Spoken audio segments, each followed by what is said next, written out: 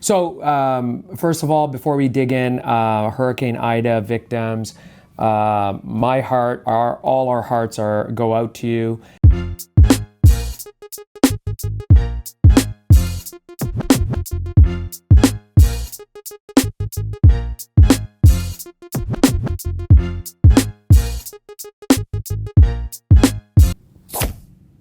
It's been a while, and there's still no camera there.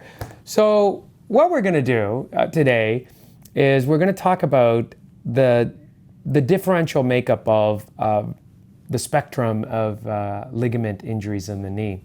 So you guys have all, I know you have, because you're all diligent and have looked at every single video I have out there because I am that good.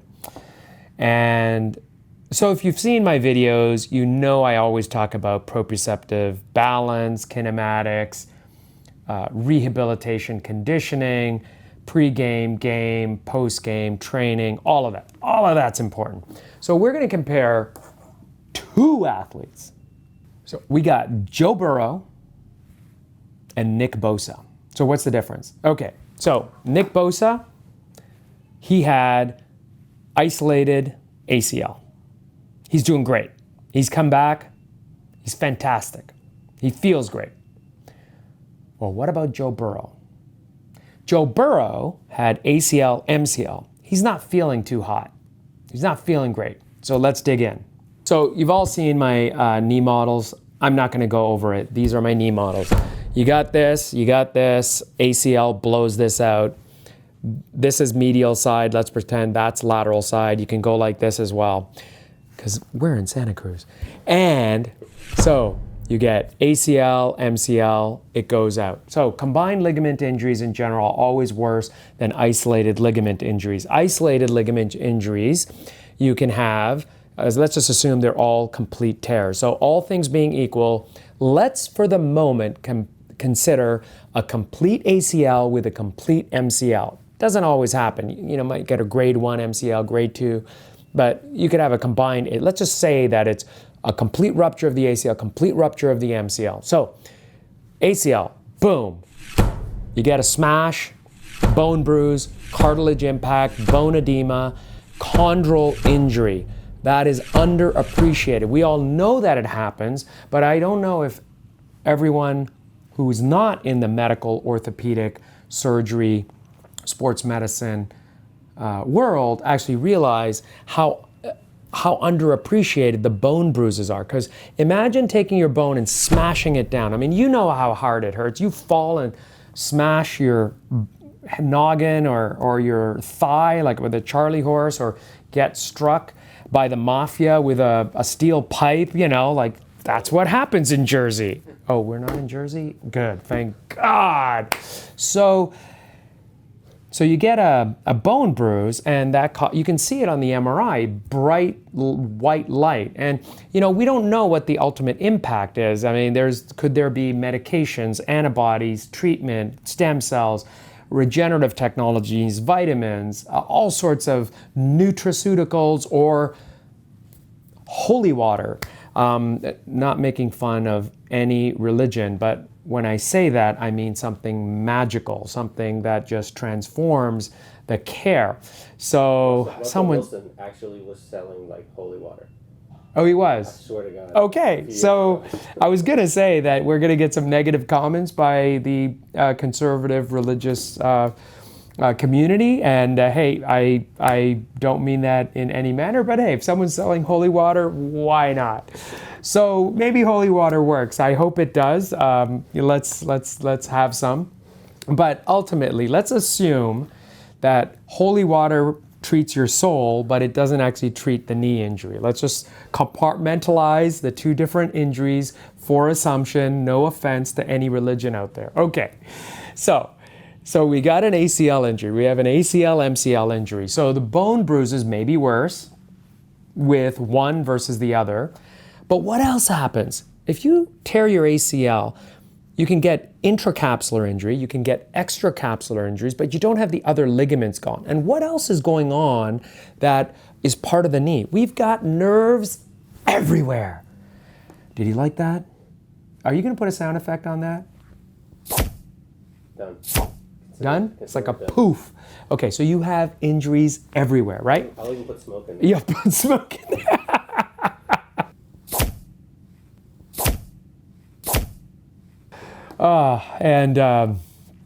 So the combined ligament injury, you've got the ACL, you've got the ACL, MCL, right? So there's a lot of nerves everywhere, and all those nerves get damaged. And those nerves, whether they are free nerve endings or they have various end organs, corpuscles, whether they're you can look up the different types of nerve endings. I'm not going to get into the didactics of the nerves, but just imagine there's nerve fibers everywhere, and the more significant the injury, the more nerve injuries that are disconnected that need to re-engage. So imagine let's just take a fighter jet. Let's say you rip off one button, maybe an electrical panel. Maybe you pull off one contraption or gizmo or whatever. Eventually, that plane is going to crash. I mean, you might get alarms and buzzes going off with one minor couple of things. You pull off the wrong thing, it's going to crash. So it's the same with your knee. But don't take your plane apart. Just don't crash, please. Don't take your plane apart. Where was I? Nerve endings. Poof. Okay. So the recovery of an isolated ACL, you condition it, you build it up, you work it back, you get your proprioceptive kinematic balance on. You might have some minor issues, and different athletes have different levels of chondral injury. You might have a minor bone bruise, you might have say you had an ACL tear, but it's slowly tear and it's slid instead of a high impact landing ACL injuries where you actually blew it out and it impacted and gave you a solid clunk. So you could have differential levels of chondral impact, chondral injury, bone edema, all of those that could have short, medium-term, long-term effects. That's why we know that after an ACL tear, 10 to 20 years, people are at risk still, no matter how good our technology is, and they are prone to some degree of post-traumatic degenerative arthritis. Do we have anything to prevent that or avoid that? No. People thought that ACL reconstruction would prevent arthritis, but we know that the kinematics of the knee are that even with ACL reconstruction, there is it's not perfect kinematic restoration. And even with double bundle ACL, which most surgeons aren't necessarily using, it's still not the gold standard, and the data is still coming out. Will the double bundle ACL actually restore the kinematics better? So far, the data hasn't been conclusive to say yes, it will, and many will say no, it doesn't make any difference. So ultimately, but if you have a second ligament injury, then you have capsular and medial ligament tear that could put you at risk for the instability in the coronal plane versus the rotatory and sagittal plane. So then all of those things taken into account automatically differentiated isolate ACL versus a combined ligament injury. And then you say, well, you just put them back and they'll be fine. It's kind of like a house. You just restore the I-beam and the strut. Well, it's not quite that easy because it's biology. You could have differential cartilage injuries, you could have differential mechanism of injury, and you could have a completely different degree of nerve injury, and then it's a mental game. We talked about that before. You can go back to my videos on the mental game. However, the restoration of all of the kinematics is what's key. And so, in the one case, isolated ACL, maybe his mental game is stronger. I don't know. I mean, these are pro athletes. They're strong regardless. They're recovering. They work on their kinematic balance, and in one case, the isolated ACL is strong and comes back. But we know, there's plenty of ACLs that haven't quite come back, right? Just look it up. And then you have the combined ligament injuries.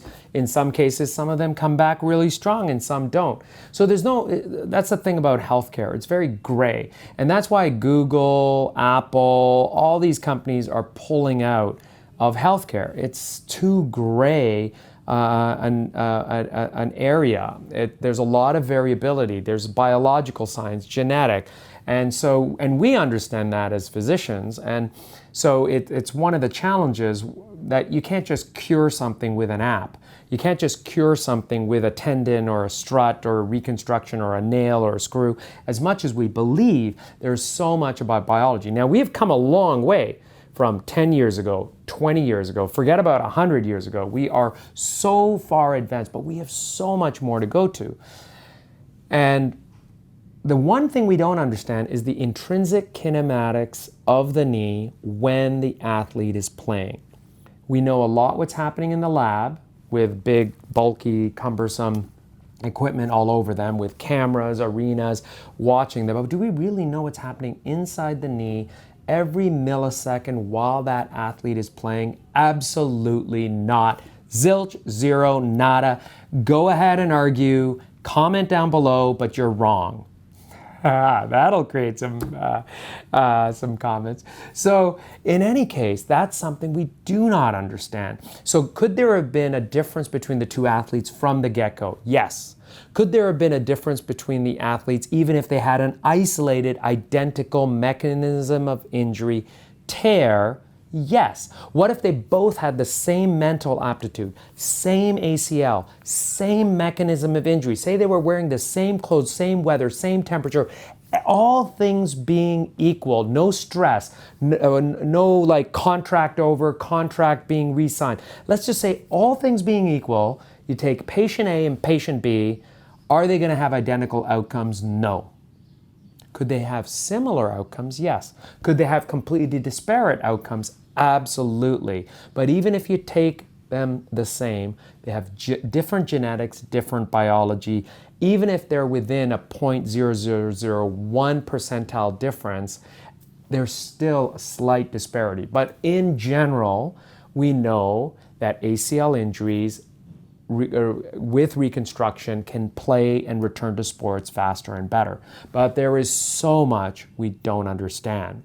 So I hope I made this as clear as mud, because you know what? That is the beauty and the challenge of healthcare and science. We've come a long way, but there's a lot more to go. And isolated ACL is very different from a combined ligament injury. And even in the same patient, two isolated injuries can have different outcomes. But overall, athletes do better returning to sports with reconstruction. It's just the grade of recovery can vary because the genetics, the biology, the healing, and all of the proprioceptive, kinematic, intrinsic return of function, plus the mental aptitude and game, as well as all the mental stress, whether it's family, hurricanes, contracts, everything, COVID, all of that can affect your return to play.